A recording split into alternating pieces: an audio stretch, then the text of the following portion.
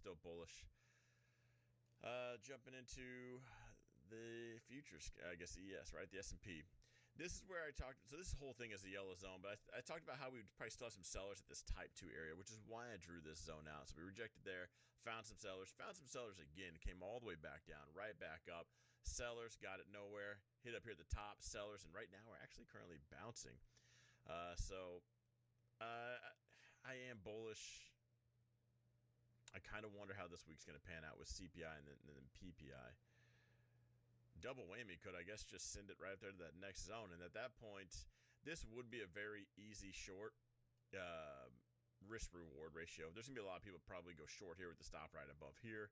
I would fudge it a little bit just so we can check the all-time highs box and come down, kind of make everyone happy. But for the intraday traders, probably wouldn't be a bad spot. I could argue on that. I'll likely just be trailing my position up. S&P, kind of think I wonder if we're going to hit the expected move up. I'm long the NASDAQ right now. For now, I'm long 5 MNQ, so I'm on the little kids menu right now. Just 5 MNQ. I'm going to hold those just overnight. We'll see where we're at. 5 MNQ for me is enough that I could add on. I can do whatever I want with that. A little bit of bullshit. Kind of the same story. We don't really have a zone till up here, and this anything above that, you're pushing all-time highs. So I wonder if we get that this week or next week.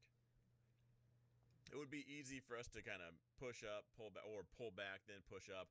We jack around this week, and then next week we have enough energy to kind of hit that all-time highs thing.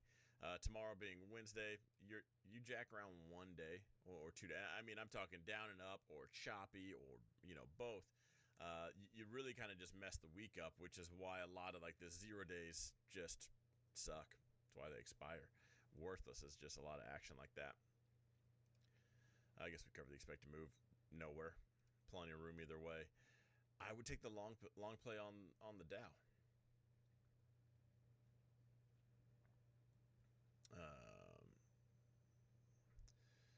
All right. Russell doesn't look bad, but I would be careful at this zone. Maybe a break and a retest. Buying the first peak outside would be the questionable one.